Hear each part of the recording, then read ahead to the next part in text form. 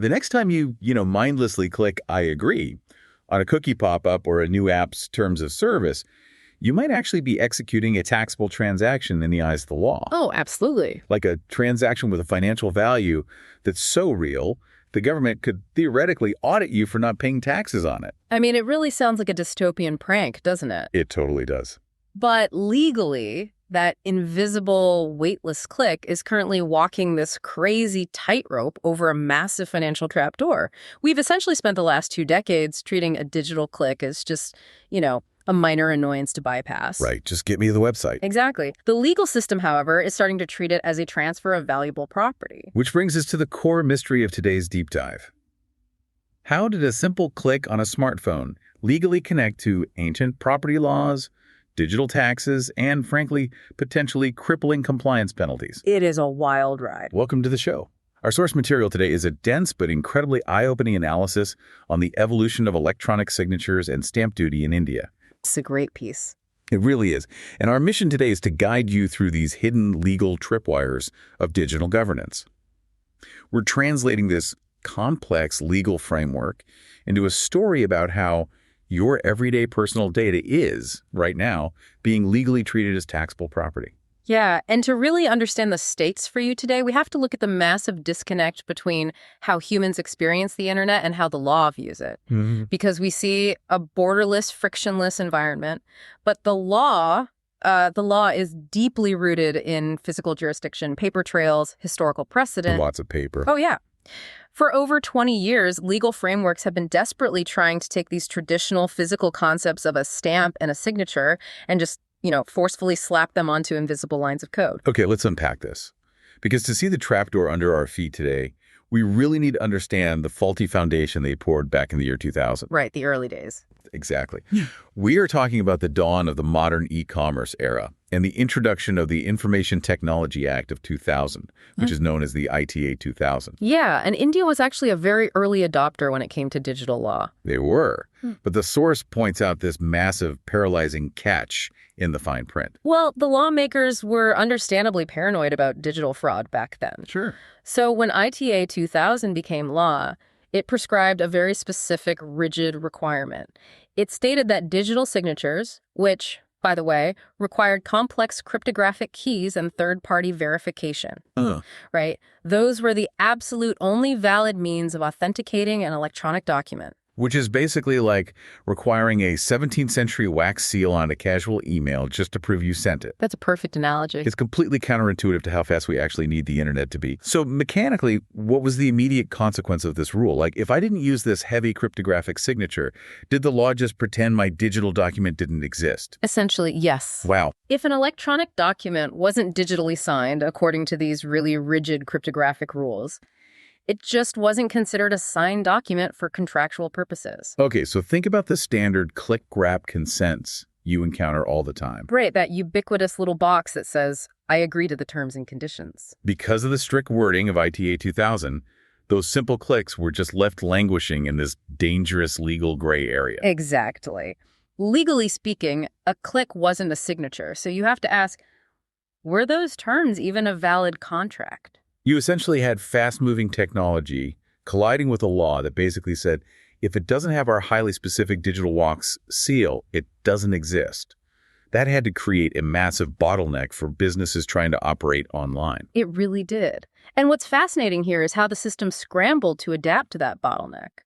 Over the years, the government and tech innovators tried different workarounds. I can imagine. Yeah, the source details a few of these, like the introduction of the Aadhaar-based e-sign. So Aadhaar is India's massive biometric identity system. Integrating that biometry made it possible to obtain a legally acceptable e-signed consent without needing that crazy complex crypto token. But the text notes, that wasn't exactly a perfect fix, right? I mean, I can see the privacy advocates raising red flags immediately on that one. Oh, for sure. You're asking people to provide their core national biometric identity just to sign up for a newsletter or a basic digital service. Exactly. You're trading a technological bottleneck for a really severe privacy concern. Plus, you're adding transactional cost for the verification paying every time. Right. It was total overkill for everyday consent. So this led to alternative ideas. The text highlights a proposal by an expert named Naavi who suggested using what he called a CEAC Dropbox. Wait, let me stop you there. When you say Dropbox, I'm assuming that has absolutely nothing to do with the cloud storage company. No, not at all. It was proposed as an alternative method to obtain third-party confirmation of an agreement. Okay. Think of it like a neutral digital post office box or maybe an escrow. Okay, I follow. Instead of requiring you, the user, to have a heavy digital signature, the system would send a copy of the agreement to a secure, independent server. Gotcha. And that server would timestamp the interaction, record your IP address and the exact moment you clicked agree, and then issue a verifiable receipt. Oh, so it bypassed the need for a formal digital signature while still mechanically proving that the consent actually occurred. Right. A digital notary literally watching you click, basically. Exactly. But the reason we are digging into this dusty legal history isn't just, curiosity. The source emphasizes that this 24-year-old gray area regarding what constitutes a valid signature has suddenly rocketed back into prominence. It has. The stakes are exponentially higher today because of the new Digital Personal Data Protection Act, or the DPDPA, which was passed in 2023. Right. Under this new modern framework, the consent a user gives to allow a company to process their data absolutely must be properly authenticated. Yeah, the era of the legally ambiguous click is completely over. Validating that interaction is now a strict, high-stakes compliance requirement.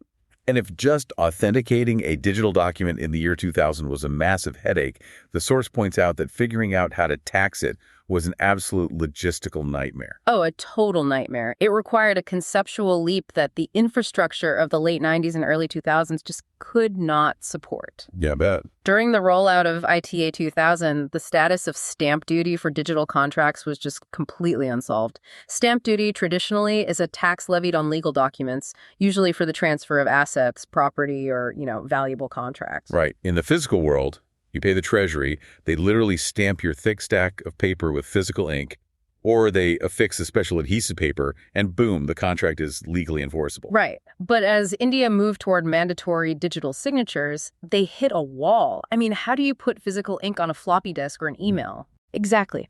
The source notes that many countries at the time simply explicitly exempted electronic documents from stamp duty altogether. Just skipped it. Yeah.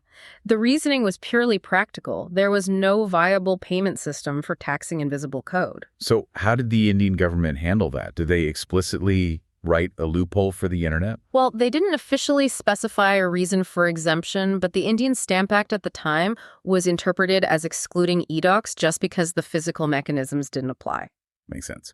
And to be safe, documents specifically dealing with the transfer of immovable property, like real estate. Right. Those were officially and explicitly kept off Schedule 1st of the ITA 2000 entirely.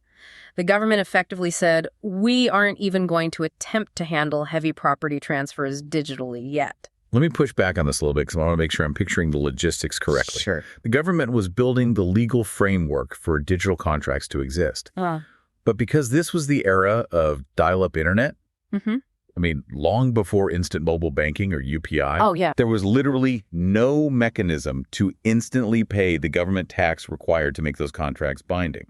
So the law just had to turn a blind eye. That is exactly the causality of it. The technology to formulate the contract existed, but the financial rails to instantly tax that contract simply did not. That is wild. And what breaks my heart a little bit is the story of the lost innovation detailed in the text. It's a shame, really. Because during this period of confusion, Naavi, the same expert who suggested that digital post office box, he introduced something called the Digital Value Imprinted Instrument System, or DVIS. Yeah, it was an incredibly clever, homegrown bridge between the paper world and the digital world. Walk me through how DVIS actually worked, because the concept sounds like this crazy steampunk approach to digital law. It kind of was. It was a hybrid system. It combined the prevailing physical adhesive stamp system with back-end digital value creation. Okay, so how did it look in practice?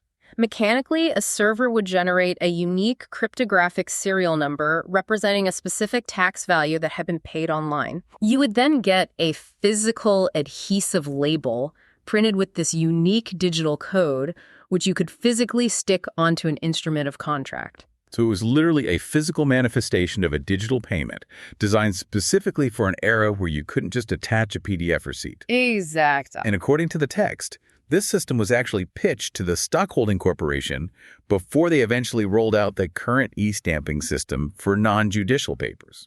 They pitched it, but they rejected it. Wow. They passed over this homegrown innovation in favor of adopting a foreign system later on. It's a really classic tale of technological missteps. Yeah. However, the core tension remained. The legal desire to tax contracts was stalled by technological limitations. But technology doesn't stand still. Eventually, the payment rails caught up with the ambition of the law. The internet got faster, digital banking became ubiquitous, and instant payment systems like UPI just changed everything. Absolutely. And as that infrastructure matured, state governments began realizing the massive revenue they were leaving on the table. Oh, the tax man always comes knocking eventually. Always.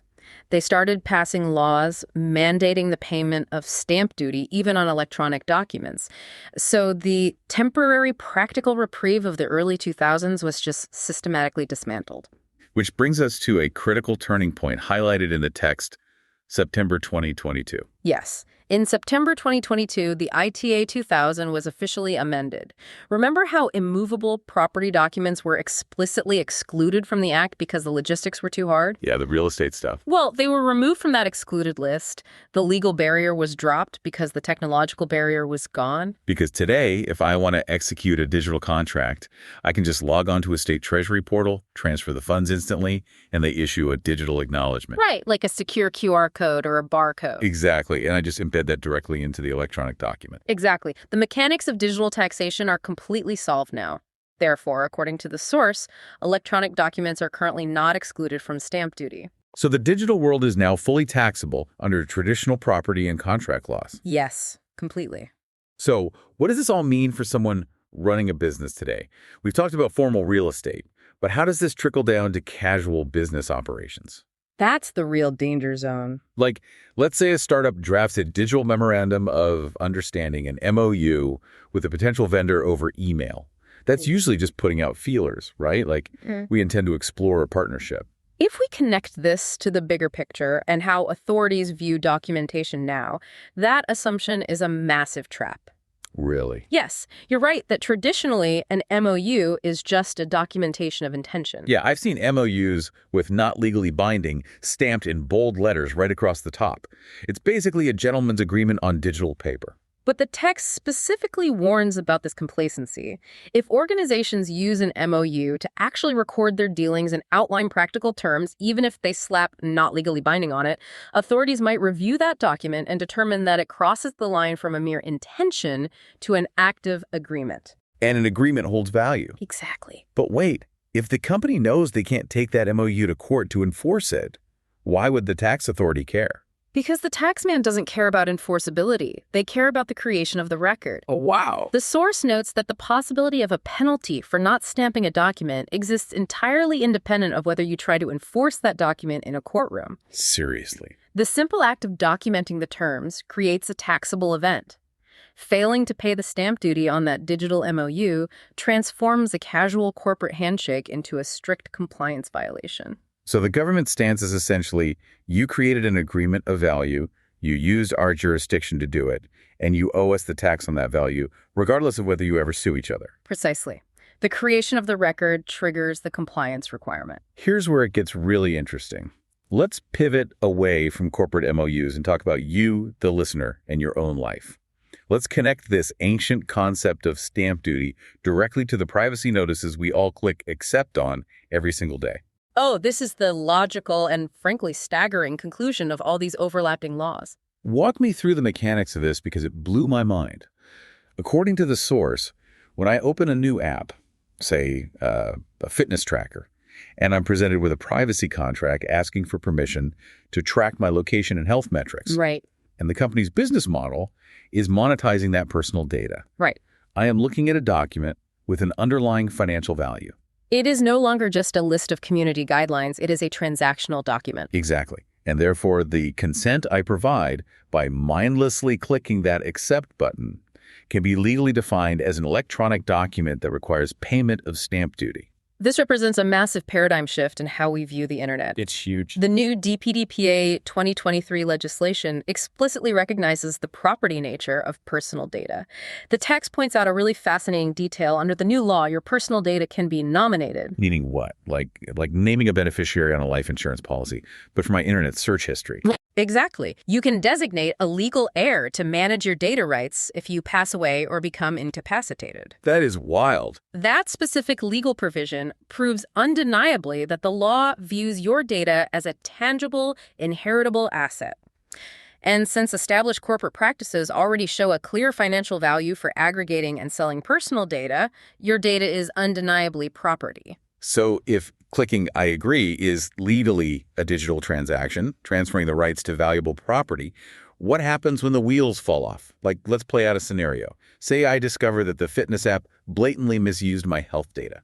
I want justice. Okay, well, under the DPDPA, as the data principle, you would raise a dispute. You would take your complaint to the adjudicator. Who or what is the adjudicator? Is that just a civil court judge? Not exactly. The adjudicator is a specialized regulatory referee established by the Data Protection Board specifically to handle these new privacy disputes. Okay. So you go to the adjudicator and you claim financial compensation for the misuse of your property. Makes sense. I'm seeking damages. Where does the trapdoor open? This raises an important question because the moment you demand compensation, you bring that unstamped digital privacy contract into the spotlight. Oh. The company will likely present the terms of service you clicked accept on as their defense. The source warns that the stamp duty authorities could swoop in at this exact moment. Out of nowhere. Yeah, they review the agreement, this transactional document transferring valuable property rights, and realize no digital stamp duty was ever paid when you clicked the button. Because why would I, or the app developer, ever think to pay a property tax on a pop-up window? Exactly. But ignorance of the tax law isn't an excuse. Right. The authorities can demand a penalty. And here's the kicker. They wouldn't just demand the missed nominal fee. The law allows them to demand a penalty of 10 times the normal stamp duty, linked directly to the underlying financial value of the data being disputed. A 10x penalty. Triggered just because a back-end server didn't automatically calculate and pay a digital property tax when I tap my phone screen. And the chaos doesn't stop there. Remember the strict rules of the ITA 2000 from the beginning of our deep dive. Yeah, the digital wax seal. Right. If that simple digital click isn't legally recognized as a valid digital signature because it lacks that heavy cryptographic wax seal AND, there is a lack of stamp duty payment. The text states the entire document becomes infructuous. Infructuous. I've never even heard that word used in a sentence before. It sounds like a legal black hole. It essentially is. It means the document is legally ineffective, pointless, void. Wow. So the company can't rely on your consent to defend themselves. The adjudicator has an invalid document, and the whole legal framework surrounding your data dispute just collapses into a chaotic mess of tax penalties and voided contracts. It is a systemic compliance nightmare, just waiting for a test case to blow it wide open. Exactly. So how do we fix this before the trapdoor opens on millions of users and businesses? Yeah. Because the source material doesn't just point at the fire. It urgently calls for the Ministry of Electronics and Information Technology, or May City, to step in with an extinguisher. Right. The author lays out two very specific, immediate actions required from the government to clear up this terrifying ambiguity. What's the first one? First, Maybe needs to push for an explicit amendment to the ITA 2000 to officially and permanently recognize the ClickWrap contract. Okay. They must legally validate the simple act of clicking I agree as a binding signature without requiring cumbersome cryptography or third-party drop boxes. Basically, force the foundational digital law out of the year 2000 and align it with how the internet actually functions today. Yes. And second, there needs to be an explicit, legally codified exemption of stamp duty for these specific types of digital consent contracts. Makes sense. But mechanically, that is incredibly complex because stamp duty is primarily a state-level jurisdiction. Oh, right. So the central government can't just wave a wand. They have to coordinate with every individual state to amend their specific state acts on stamp duty to create this unified nationwide exemption for data privacy clicks. Exactly. It is a massive legislative undertaking. Yeah. But the text argues it is absolutely unavoidable. If personal data is officially property and clicking accept is officially a contract, the ambiguity has to be removed immediately. It requires, as the source concludes, serious and immediate debate among lawmakers. And the outcome of that debate is going to shape the foundational economics of the internet for the next decade. It really is. What a journey this source material has taken us on today. We started by looking at the rigid, almost paranoid digital signature rules of the early internet. Yeah. We explored the brilliant but rejected DVI system that tried to physically print digital value onto adhesive stamps. Such a cool concept. And we saw how modern payment rails like UPI finally allow the government to drop exemptions and bring digital documents fully into the taxable world in 2022. And all of that historical context really laid the groundwork for the startling reality we face today. The fact that clicking "I agree" on a privacy policy isn't just a frictionless tech interaction. Because the law now explicitly recognizes your personal data as inheritable, valuable property, that simple click is a property transfer. And under the wrong circumstances, it could theoretically trigger a 10x stamp duty penalty. It completely reframes how you look at the screen in your hand. That is the ultimate takeaway for you, the listener, today. It is so easy to compartmentalize our lives. We have the physical world of real estate, property taxes, and heavily negotiated signed contracts. Yep. And then we have the digital world of apps, fast clicks, and frictionless agreements. But this analysis proves that separation is a complete illusion. The digital world is deeply, increasingly, and inextricably entangled in ancient physical laws.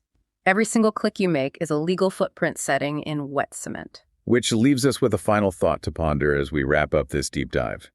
We've just spent this episode establishing that the legal system is evolving to officially recognize your personal data not as abstract, free-floating information, but as a literal form of property. Real property. Property with a definitive, taxable financial value. A value so real, the government is actively figuring out how to penalize the contracts that monetize it without paying a cut to the state. So, if your data is legally your valuable property, does that fundamentally change how you view the free social media platforms and apps you use every single day? It should. If the government recognizes the immense financial value of the asset you are signing away with a simple click of your thumb, should you be demanding a cut of the profits?